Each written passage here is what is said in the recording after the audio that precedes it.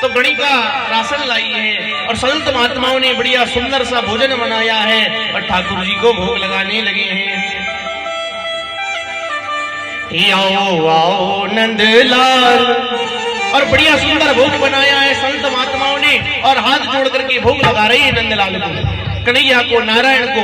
आओ आओ नंदलाल, आओ आओ गोपाल, दाल रोटी का भोग लगाओ नंदलाल। आओ आओ नंदलाल, आओ आओ नंदलाल, दाल रोटी का भोग लगाओ नंदलाल। आओ आओ नंदलाल, आओ आओ गोपाल, दाल रोटी का भोग लगाओ नंदलाल।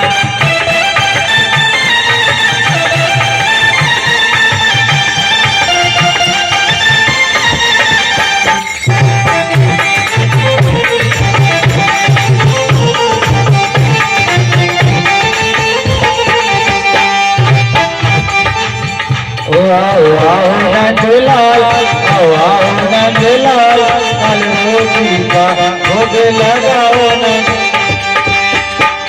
और आओ आओ नंदलाल, आओ आओ गोपाल, हीर मालपुन को भोग लगाओ नंदलाल। आओ आओ नंदलाल, आओ आओ नंदलाल, फिर मालपुआ का भोग लगाओ नंदलाल। हीर मालपुन को भोग लगाओ नंदलाल।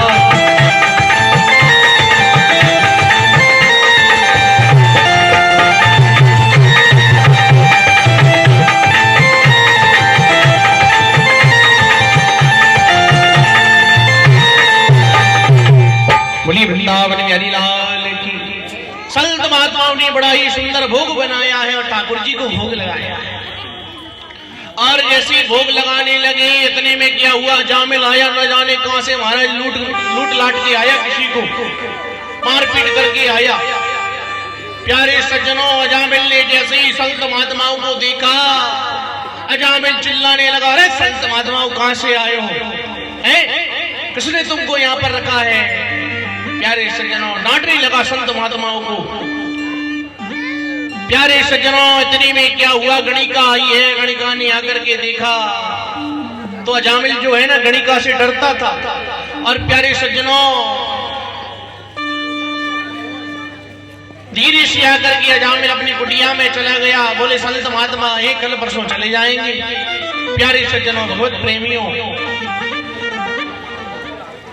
बोलिए वृंदावन में हरिलाल की। संत महात्माओं ने बढ़िया बढ़िया सुंदर सुंदर भोग लगाया है ठाकुर जी महाराज को और प्रसाद पाकर की और रात्रि विश्राम किया है। और रात्रि विश्राम करके और जैसे ही जाने लगे हैं तो संत महात्माओं ने मन में विचार किया कि भैया हमने अजामिल का नमक खाया है, हमने अजामिल का नमक खाया है, हमें इसका उद्धार करना चाहिए। बोले उद्धार कैसे होगा? अजामिल को बुलाया। अजामिल आया है और अजामिल से पूछा, भैया तुम्हारे कितने पुत्र हैं? बोले महाराज हमारे 9 पुत्र हैं और 10वां होने वाला है। अच्छा, 10वां होने वाला है। प्यारे सज्जनों, संत महात्मा कहने लगे, भैया एक छोटा सा हमारा काम कर दोगे? बोले हाँ कर देंगे। बोलो। अच्छा, बोले एक काम ये कर देना कि तुम्हारा जो 10वां बालक होगा ना, बोले उसका नाम बेटा नारायण रख देना, नारायण रख देना। अजामिल कहने लगा, हाँ ठीक है भैया रख देंगे। संत महात्मा वहां से चले गए और महाराज इस प्रकार से अजामिल ने 10वें पुत्र का नाम नारायण रखा है। बोले नारायण भगवान की। प्यारे सज्जनों, एक दिन की बात है, क्या हुआ, अजामिल जो है ना, अजामिल ने क्या किया, लूटपाट करके आया। उसी समय यमराज के यमदूत आए और यमराज के यमदूत आए तो यमराज के यमदूतों को देख करके अजामिल डर गया।